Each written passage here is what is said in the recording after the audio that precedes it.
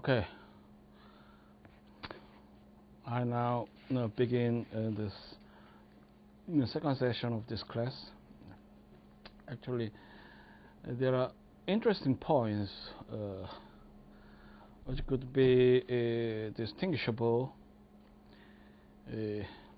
sense and very interesting. For example,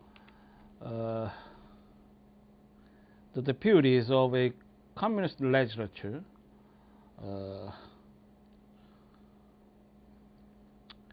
a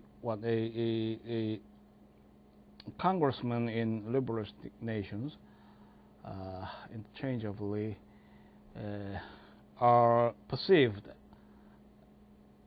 and also not instituted as one of a professional legislators. They are out of a regular wage system and may compensate it for incidental cost. So they are actually working legislators, which pertain to the purview of a communist perspective. So they are not wage workers in actual context. For example, the one point we can derive to see the nature of a institution, and also the legislature is principally led by some elite groups and a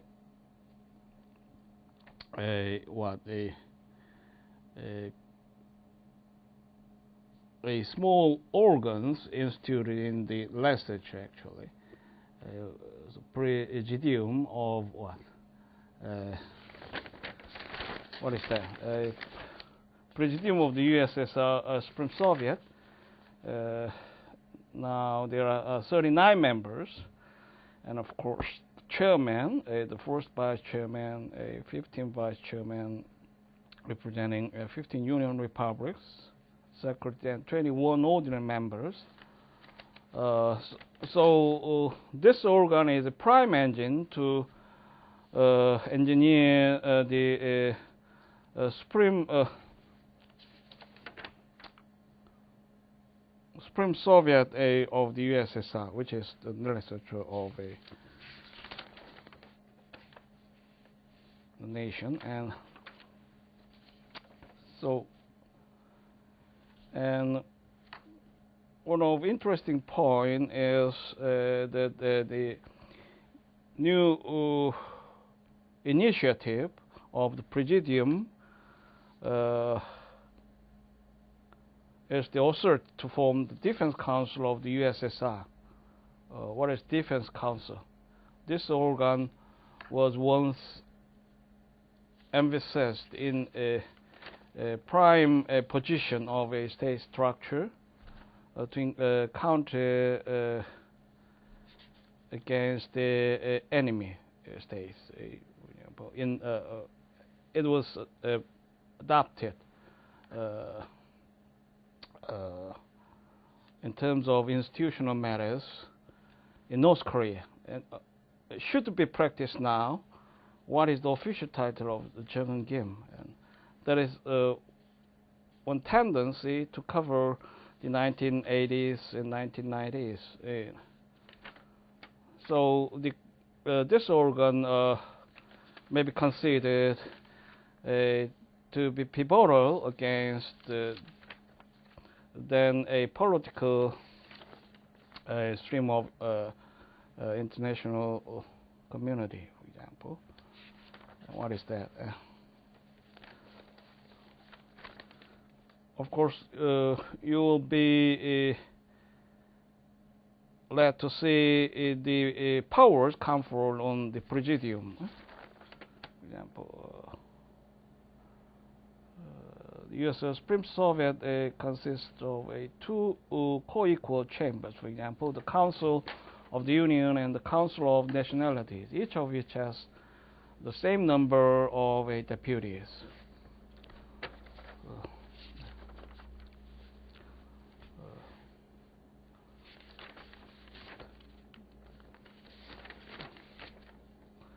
And also one of interesting institution within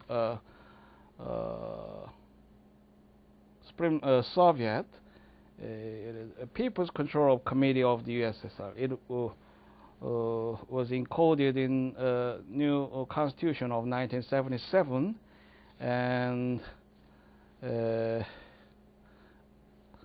undertook the responsibilities to control and coordinate the activities of all subordinate agencies that come within the People's Control System of the USSR. So basically, the communist nations subscribe to the parliamentary system in political terms, which fall within the class of European states, as we have learned, a British model, and also many key nations in European continent practice the parliament system, and that structure pertains to the understanding of a Soviet political system, and also enshrined in the constitutions of a communist nation.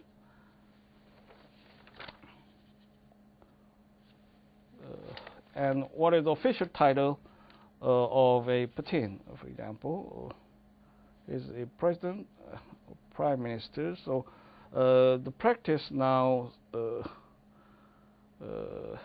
develops some differences. For example, if it is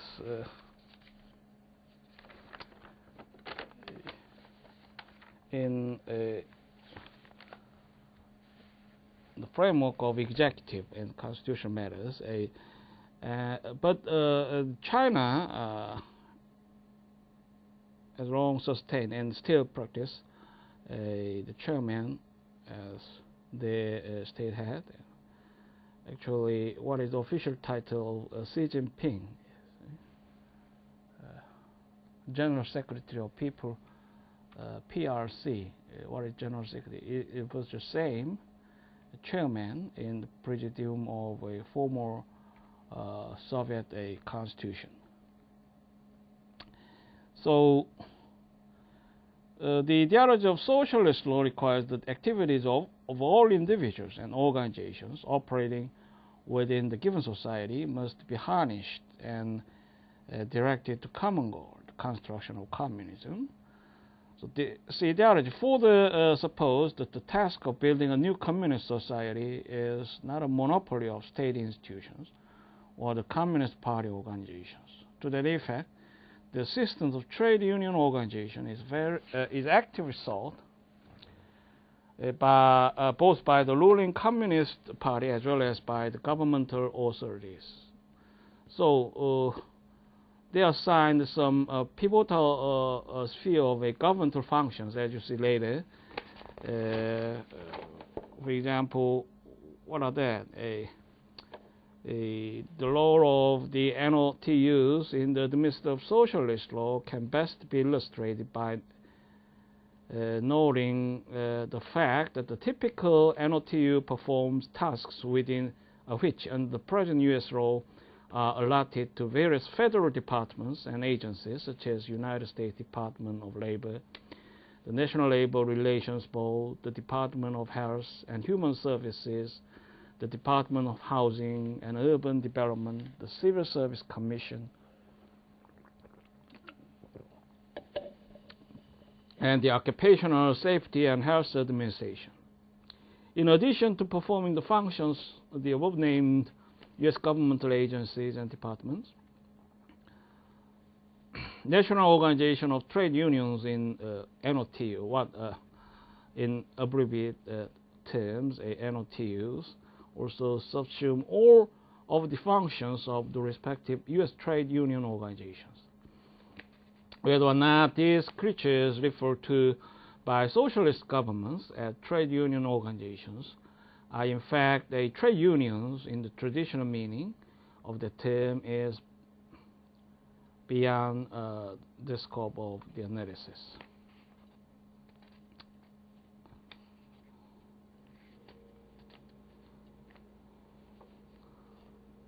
So practically it could evolve to be a varied form. So what is the exact nature of trade union and how to distinguish it from the government functions? We have some ambiguities in classification, as you see.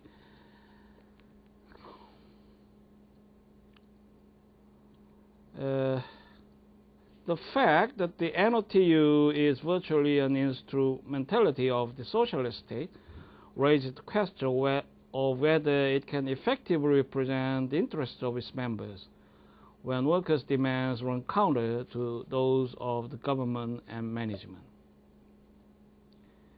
The traditional response to such question by the socialist governments is that because the socialist state is a worker state, the interests of state are never antagonistic to those of the worker.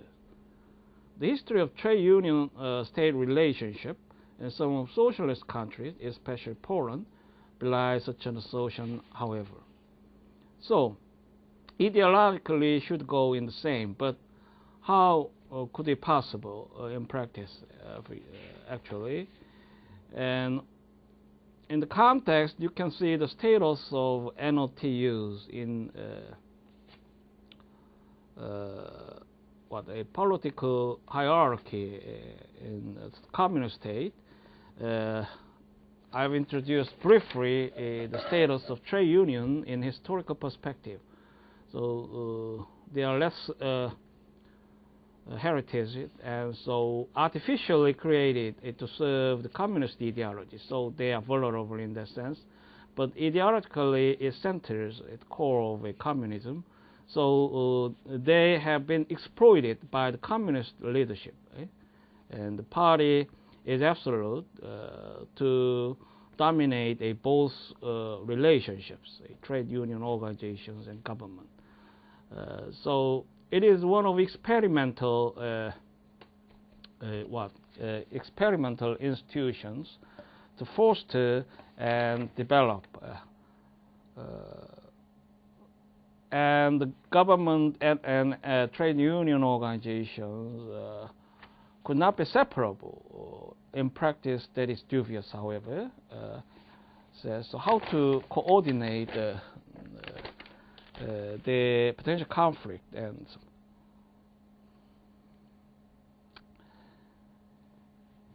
any discussion of the role of TUs cannot be divorced from an examination of the nature of socialist society as a whole, and especially of the ideology of socialist law.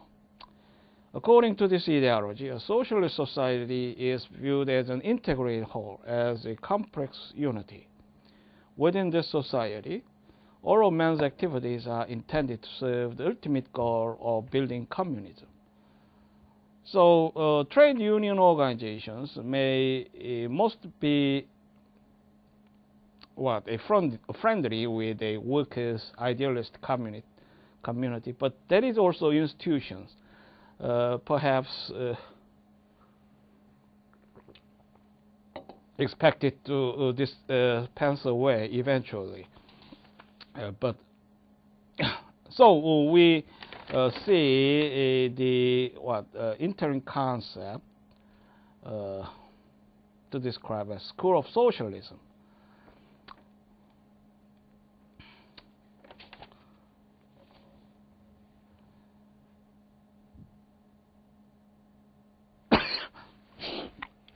Failure on the part of any segment of socialist society to plug into the central nerve system of socialist body politic would be regarded as betrayal of the revolution. So in this sense, no conscious activity on the part of any citizen or organization can afford to be politically neutral. In a socialist state, none of socialist social organizations exist in isolation. They all must plug into the system of a political organization of the socialist society. The activities represent a mutually connected and mutually instigated a process. Life itself in a socialist society demands that all social organizations, including the trade union organizations, must cooperate with all the other governmental and non-governmental organizations. As a result of this social, economic, political integration of the socialist state, the administration of the state consists of one vertical chain of command, which culminates in the ruling Communist Party at the apex. The leadership network incorporates all the three organizational hierarchies in the socialist state: governmental, political, and social. These three hierarchies of authority do not operate in total isolation. Thus, it is not uncommon for the same person to hold offices in two or more of these sectors. Such interacting leadership arrangements ensures better harmonization of the operation of these three power hierarchies. The trade union organization is sandwiched between the ruling Communist Party and the state authorities, as I've enunciated briefly. It is neither a functional subdivision of party nor a branch of state government, but rather an autonomous non-governmental organization. The trade union organization looks to the party for guidance and leadership in all of its activities. At the same time, the party relies upon the trade union organization for on-the-spot implementation of its general directives in those areas that fall within the jurisdiction of trade union organizations.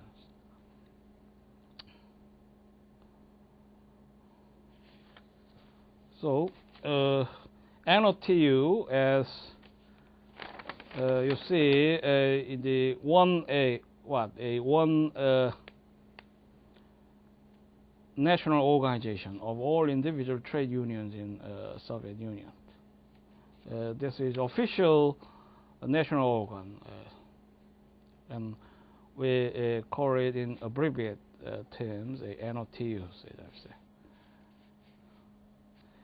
And prior to 1917, the Russian NOTU functioned as a school of socialism. Since 1917, however, the function of Soviet NOTU may be summarized in one phrase: School of Communism, a training ground for the new Soviet communist worker. So they expect to raise new men, socialist men. They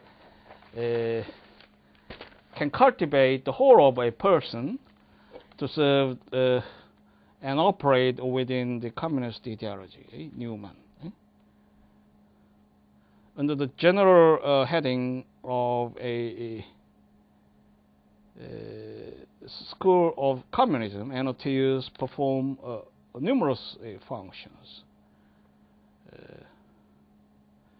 A school of administration and economic management, a platform for the exercise of the workers' right of legislative initiative, a mechanism for protecting the legal rights and interests of workers, administrator of the state social insurance and pension benefits, administrator of holiday and health results, co-administrator of workers' housing, a mechanism for cultural education of workers, promoter and organizer of sporting events, and promoter of nations and foreign policy. So, the scope of economic issues are expected to be resolved in the hands and initiative of workers' union.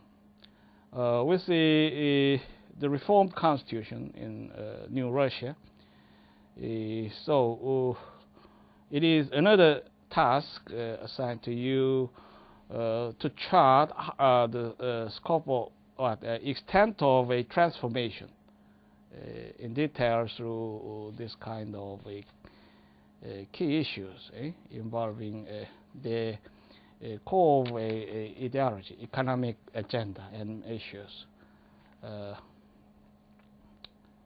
Are they friendly with a private ownership, or how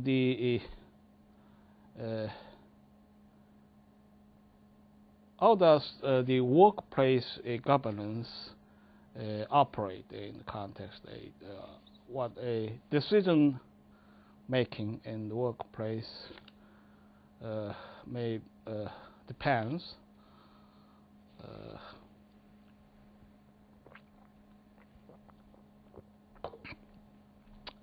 So as the School for Administration and Economic Management, the NOTU provides the workers with an opportunity to participate actively in the administration of certain governmental social services, as well as in the management of the national economy. As a platform for the exercise of the workers' right of legislative initiative, the NOTU affords the workers the opportunity to participate in the preparation, drafting, and proposing before Parliament on major social legislation, which directly affects labor and labor relations. The NOTUs consequently are granted an official standing within the legislative processes. They may propose new legislation and comment on draft legislation, which is initiated by government agencies. So it is expected to perform some participatory role in the legislative process. So how do you see the differences?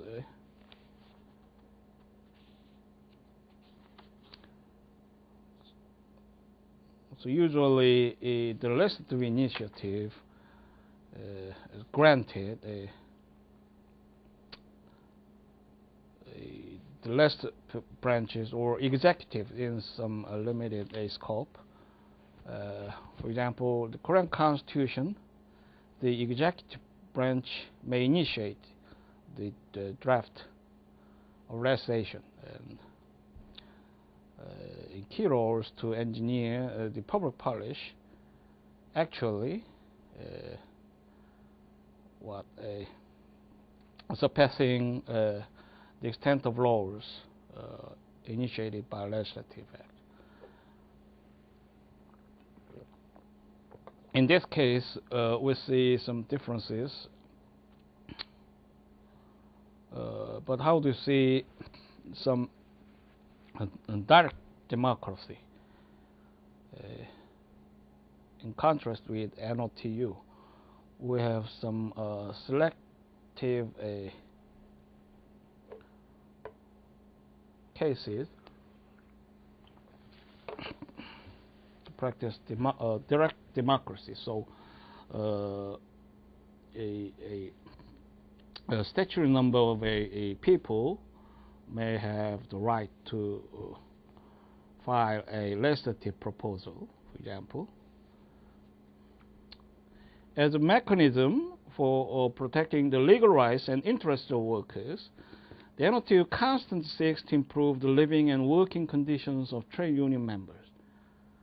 NOTU performs its protective functions through a combination of methods, including participation in the formulation of all governmental policies directed at improving workers' wages, as well as material and moral incentives to workers, and oversight of the implementation and observance of labor legislation relating to work safety and labor standards.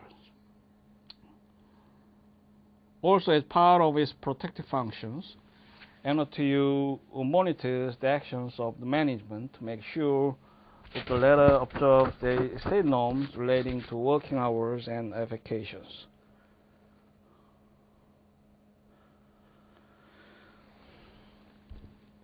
what is a role in terms of a foreign policy for a given country? NOTU serves as an instrument. According to its charter, NOTU considers itself to be an integral part of the international trade union movement. It maintains special contacts with the NOTUs in other socialist countries. Card-carrying members of NOTUs are routinely included on the staffs of the embassies, the foreign trade missions, consulates, and diplomatic mission of the respective socialist country. Actually, diplomacy may go in the same propensity, placed in the center of a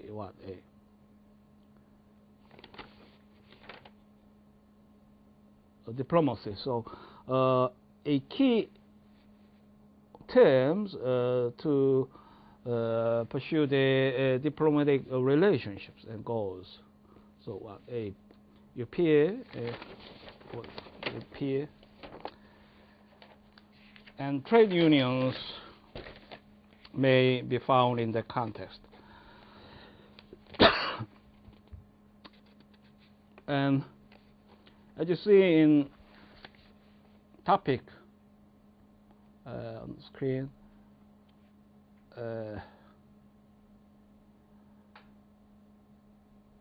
you have noted the separation of power principles rejected. The socialist constitutional theory is not premised on the doctrine of separation of powers. The key theme is centralization of power. For example, the Communist Party in USSR, and now the presidency of Russian Federation,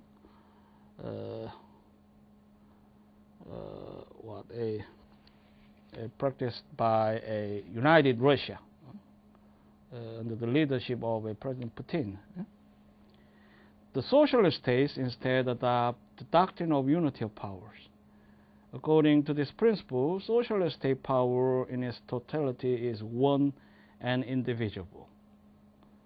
So you see the word a coin to sustain the monarchy in feudal era, one and indivisible, and also divine. So what is the state, and also what is the papal infallibility? So all the words to describe the a political unity, or which should be religious unity, but in interaction with the. And what is the goal? Eventually realized in ontology, the ontology from the separation of powers. The institutional checkup and balances to ensure against the arbitrary exercise of a power. The socialist constitutional system, the apologists argue there is no functional need for the institution of checks and balances among the various departments of government. The Communist Party operates as a check on the exercise of power by all departments of government. So prerogative and the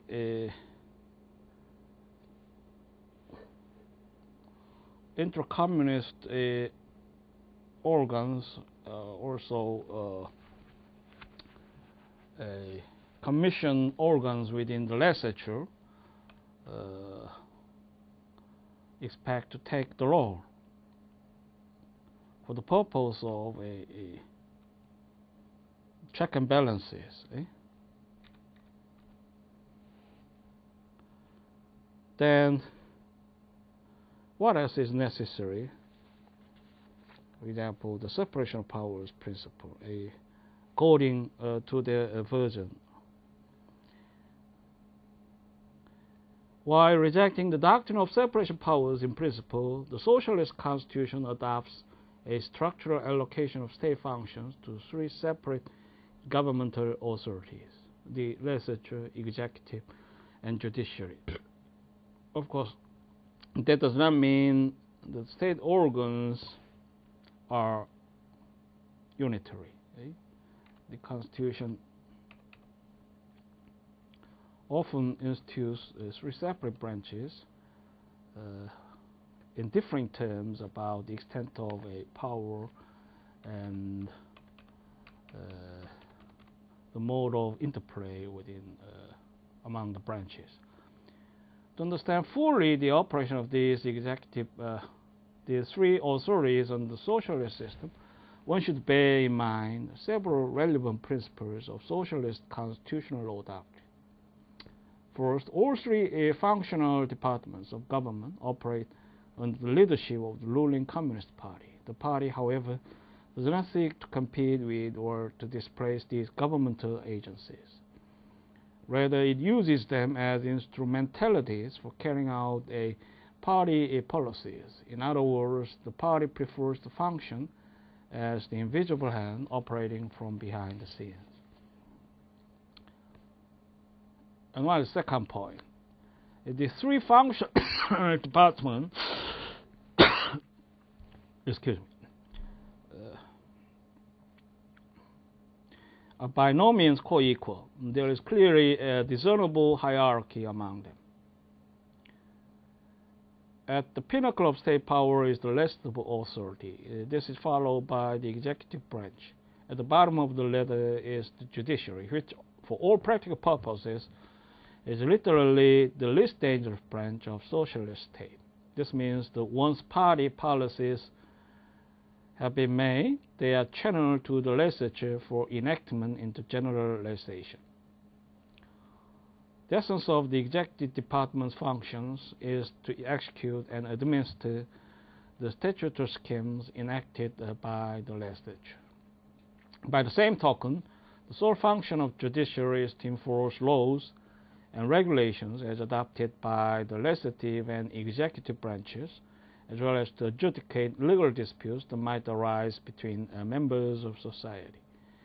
In performing its function, not only is the judiciary not co-equal with the legislature, but it is subject to legislative oversight and various forms of control.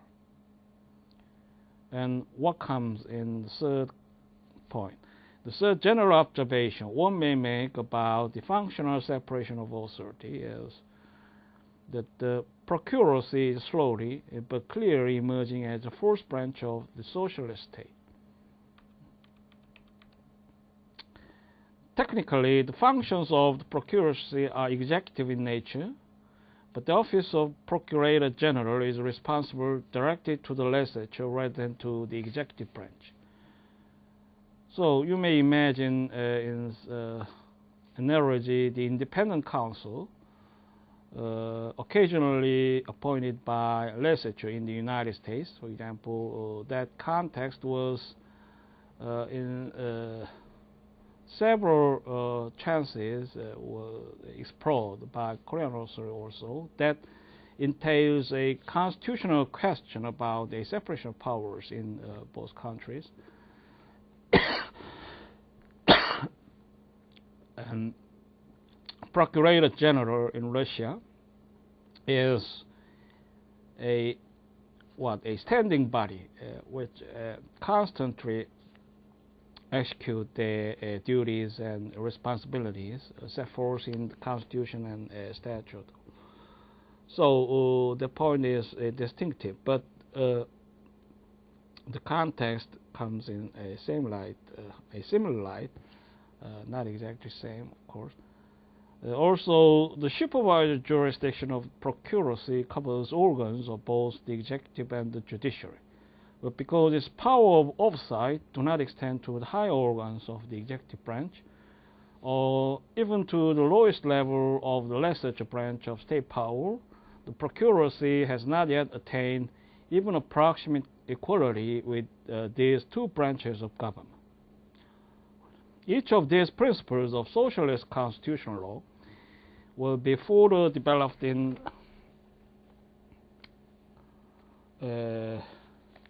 your independent study.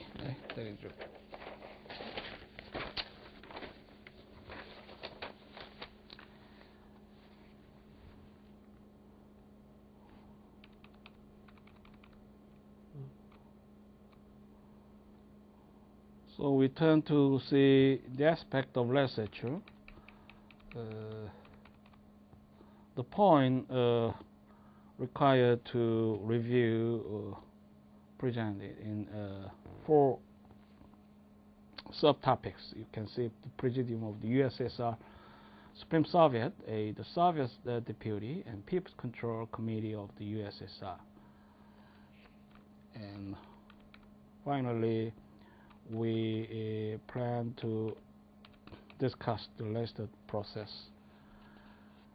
In theory, the legislature is the most powerful body within the system of state organs in any socialist constitutional system. In reality, it is not. In terms of real power, the legislature yields to the executive branch of government. Furthermore, within each socialist legislative organ, there is a permanent executive organ which is created by and in principle is responsible to the legislature. In reality, this is the most powerful body within the system of state organs. The designation of this executive arm of socialist legislature varies from one country to another, just as the official designation of the legislative organ varies from country to country. For example, the legislature in the USSR is called the Supreme Soviet, while the executive organ of the legislature is called the Presidium of Supreme Soviet. And actually, this body is superior to legislature in practical context. That is not institutional so, but prime engine may be found in the Presidium of the Supreme Soviet. In China, the respective designations are the National People's Congress and the Standing Committee of the National People's Congress. So you see the same context between the National People's Congress and the Standing Committee of the National People's Congress. In Poland, they are called Sejm. What is that? A parliament. And in Russian, it must be a State Duma, and the Council of State, the executive arm of the parliament. Because the constitutional status of legislature is essentially the same in all socialist countries, most of what is said here applies not only specifically to the Soviet Union, but also to all the other systems. Then let us review the Soviet Union constitutional arrangements. There are 4 levels of legislative authority in the Soviet Union: the Supreme Soviet of the USSR, the Supreme Soviets of the Union Republic, the Supreme Soviets of the Autonomous Republics, and the local Soviets of People's Deputies. Referring to all of these levels of legislative authority, Leonid Brezhnev characterized them as the omnipresent collective brain of Soviet power, which undertakes and will continue to undertake even more complex and varied tasks. Therefore, under Article 108 of the USSR Constitution, the Supreme Soviet is the supreme lawmaking body. It exercises all the powers delegated to the federal government under Article 73, with the exception of those powers that have been specifically assigned to other organs of federal government. Among the powers exclusively vested in the USSR Supreme Soviet by Article 108 is the authority to admit new members in the USSR, to ratify the formation of new autonomous republics and autonomous provinces within the Union republics and to enact the laws of the USSR. All laws once passed by the USSR Supreme Soviet, assigned by both the chairman and secretary of the Presidium of the USSR Supreme Soviet and published in the 15 languages of the Union republics. The USSR Supreme Soviet consists of two co-equal chambers, the Council of the Nation and the Council of Nationalities, each of which has the same number of deputies.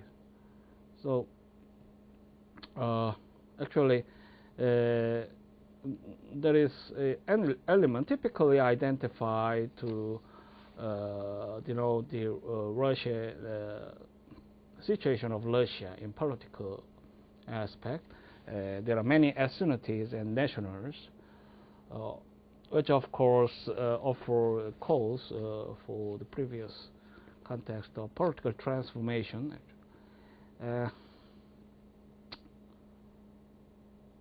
So the USSR has been introduced, adopts some kind of a bicameralism, the Council of the Union and the Council of Nationalities, which could facilitate some decentralized form of governance, but we also skeptical about its practical effectiveness to address the goal. Enactment of law requires the approval of simple majority of each chamber. If there is a disagreement between the two chambers on any alleged matter, the bill is referred for settlement to conciliation committee consisting of an equal number of deputies from each chamber. If the committee fails to reach agreement, the matter is held over until the next session of the Supreme Soviet. Alternatively, the Supreme Soviet may choose to submit the dispute to the people in a national referendum. So you may find some similar institutions charted across jurisdictions. We have also incorporated a part of a national referendum in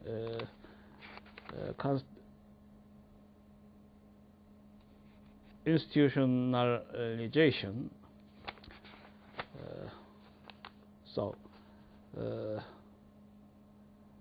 And also some context of cooperative regime to pursue the public goals may get in the same context, you see. It should be noted, however, that in the entire history of the USSR, Supreme Soviet, no deputy has ever voted no, or even abstained from voting. All decisions have been adopted unanimously. However, in the RSFSR, Supreme Soviet, there is a reported case of one abstention vote. During the debate leading to the adoption of the 1967 RSFSR Civic Code, one deputy abstained from voting. So, how could we perceive this abstention historically? It is more serious if we refer to the tradition of a constitutional adjudication in Korean context. Many constitutional scholars deplore a less evolution of a case laws involving constitutional matters of the through 1970s and 1960s, and they glorified the success of new constitution code with many achievements of compiled case laws and a great contribution to what a delineate command of a constitutional provision, and this practice provoked the context of sensibilities, how to perceive. No dissension. In this case, what a abstention. He or she might be abstained. The draft civic code, and his excuse for that voting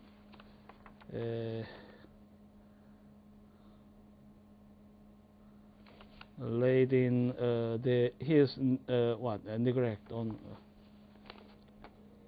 the civic code. He actually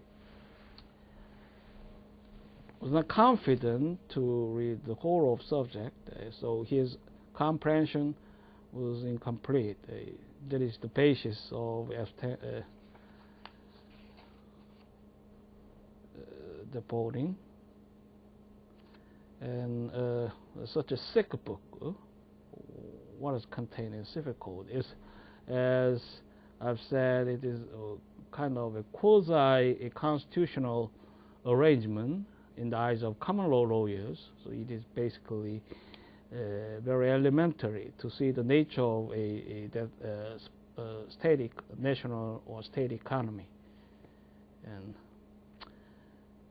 actually, I brief of a follow-up investigation to see the trend of a civic code in Russia. I have not verified the whole of a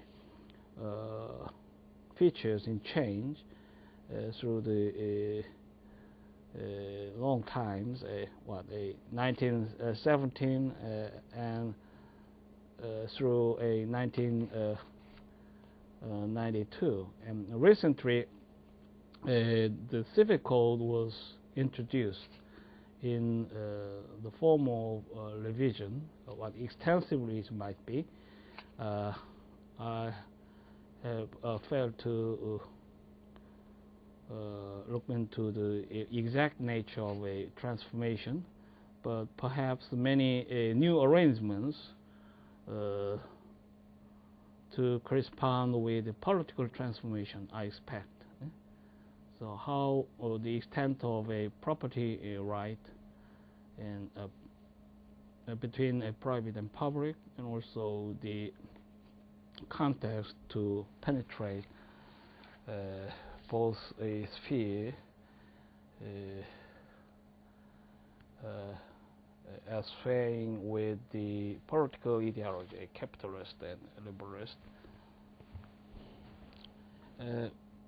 So this this episode very helpfully depicts the practice of a politics within the State Duma. Formalistically, the deputy has the right to dissent. But actually, no vote to dissent or chariot historically through such long years of a communist. Only one voting, which is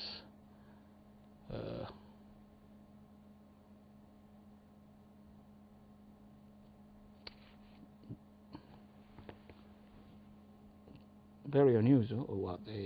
Since he did not fully comprehend the implications of provisions of new code, he had no choice but to abstain in the voting to adopt the civic code, whereupon the presiding officer instructed the secretary of the House to record the vote as unanimous, since the abstaining deputy did not have any substantive objections against the civic code. So they prefer in extended glorification and a absolutism, the unanimity of agreement. How do we perceive the disagreement in such a political arrangement. It is disgraceful and may provoke controversy in serious context. Each chamber of the Supreme Soviet elects a chairman and 4 vice chairmen. At any joint session of the 2 chambers, the 2 chairmen alternate chairing the meeting. The sessions of Supreme Soviet are held twice a year, but an emergency session may be convened at the initiative of Presidium of the USSR Supreme Soviet, at the request of government of one of the Union republics, or at the request of at least 1/3 of membership of either of the constituent chambers. The Supreme Soviet also has standing committees of each chamber and joint standing committees of the USSR Supreme Soviet. The standing committees are organized in such a way as to be able to meet between sessions of chambers. The Supreme Soviet is authorized to create ad hoc committees when the need arises to perform a certain tasks. Even though Article 114 has exclusive enlistable authority in the USSR Supreme Soviet, the right to initiate legislation is given to a number of bodies and individuals, including each of the chambers of the USSR Supreme Soviet, the USSR Council of Ministers, the respective Union republics, who, for their purpose, must act through the Supreme Soviet. The Standing Committee of the respective chambers of the USSR Supreme Soviet, deputies of the USSR Supreme Soviet, acting alone. The USSR Supreme Court, and the Procurator General of the USSR. The right of legislative initiative is also granted to the central organs of the various social organizations, including the trade union organizations.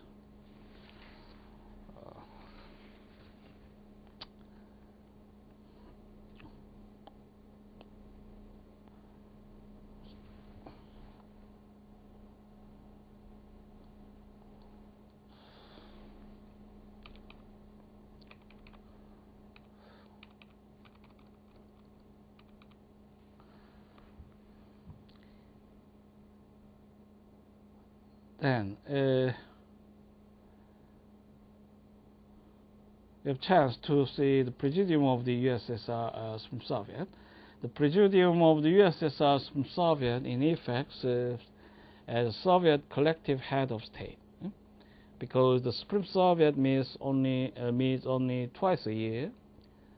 There should be once a year in Chinese context, and is too large to engage in any meaningful deliberation in the interest of maintaining continuity of the legislative process. The USSR Constitution vests a certain legislative powers in the Presidium. The Presidium is elected by and accountable to the Supreme Soviet. Its members are elected from among the deputies of the Supreme Soviet. The size of this body varies from time to time and from one constitution to another. Under the USSR Constitution of 1977, there are 39 members: the chairman, the first vice chairman, 15 vice chairmen representing 15 Union republics, a secretary, and 21 ordinary members. The powers of the Presidium include both original powers and caretaker powers. So the former relate to matters of which the Presidium has exclusive jurisdiction. In exercising its caretaker powers, the Presidium is merely acting in behalf of the Supreme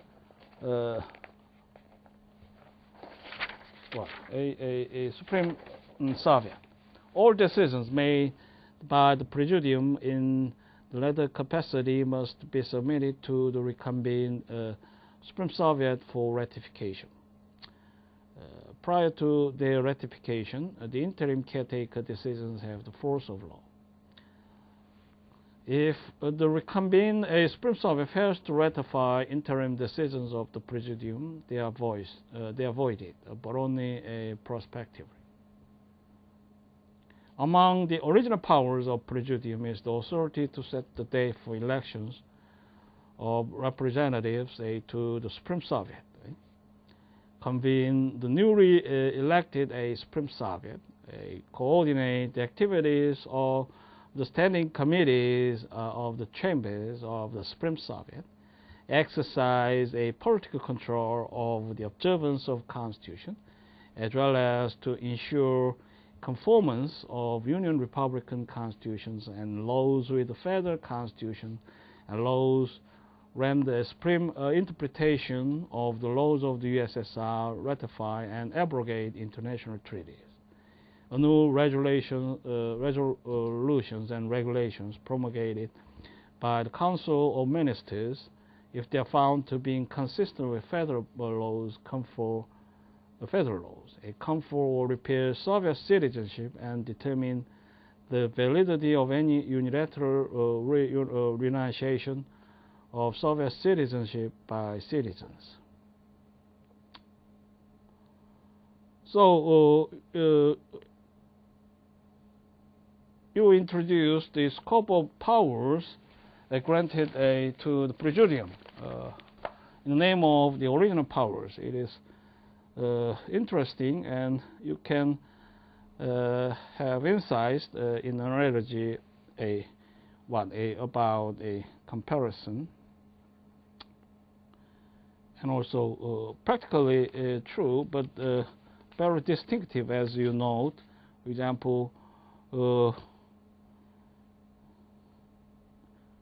it is very unusual if the Council of Ministers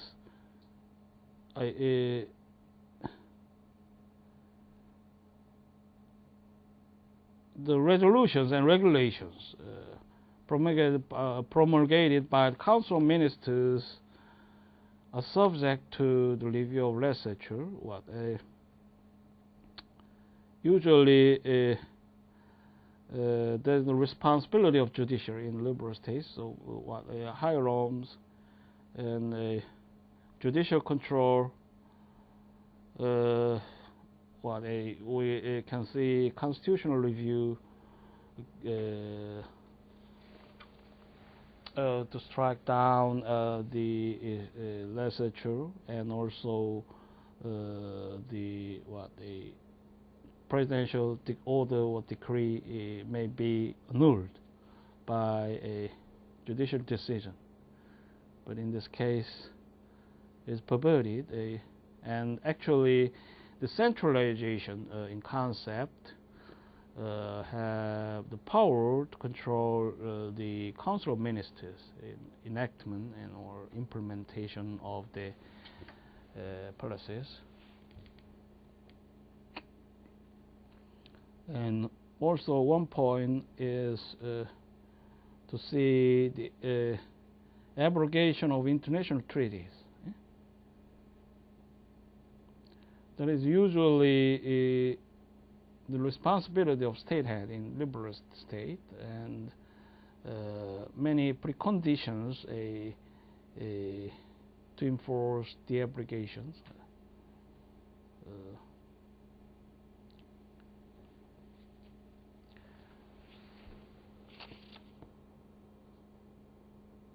And most constitutional review also was conducted in previous USSR Constitution by a Presidium of Supreme Soviet.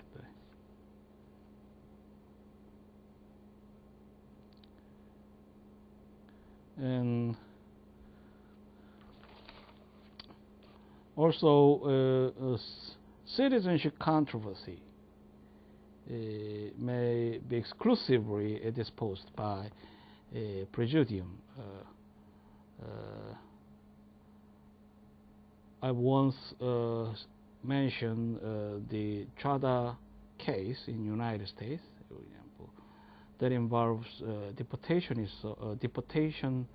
controversy for aliens, where the legislature enacted a sheer statute provoking the separation of powers, a controversy in country. And the act was reviewed by judiciary, and both organizations in check and balance scheme, and also in cooperation, as well as in interplay, address the issue. That is not the case in Soviet Union. So, Presidium is an essential organ, which is composed of 39 members previously, and have extent of key responsibilities to address the state agenda. Prominent among the new original powers granted to the Presidium is the authority to form the Defense Council of the USSR, to appoint its members, and to appoint and dismiss the High Command of the armed forces. Although the Presidium is an agency of Supreme Soviet, the tenure of Presidium members continues even after the Supreme Soviet that elected them terminates. The Presidium continues in office until a new Supreme Soviet is elected and convened, at which time the newly elected Supreme Soviet dissolves the incumbent Presidium and elects a new one. The caretaker powers include the authority to amend a general statute, ratify changes in the boundaries between Union republics, establish or reorganize ministries and state committees of the USSR at the recommendation of the Council of Ministers, and appoint individual members of Council of Ministers on the recommendation of the chairman.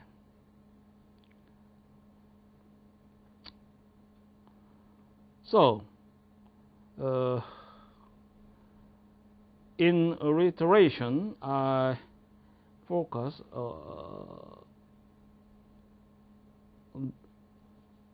on the Central Committee of CPSU, or when we deal with the legislative responsibilities.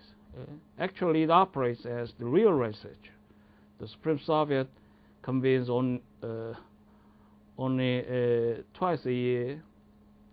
The sheer size of Supreme Soviet makes it impossible for it to function as a deliberative body, and when it convenes, it routinely ratifies all interim decisions made in its behalf by its Presidium. It would be misleading to think of the Supreme Soviet as a true lawmaker. So, in previous context, the Supreme Soviet is neither supreme nor it is a Soviet.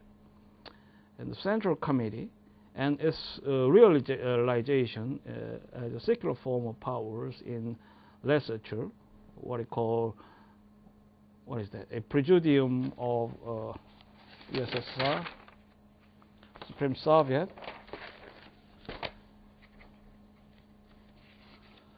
constitutes the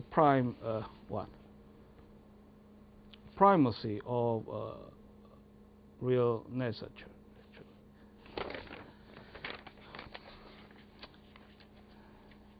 Okay. Actually, it was discussive and incomplete to penetrate all the scope of legal structures, but there will be work to be forwarded in next class, and this is all for this class. We'll see in the next class with the rest of discussion. Thank you for your attention, and see you in the class on Friday.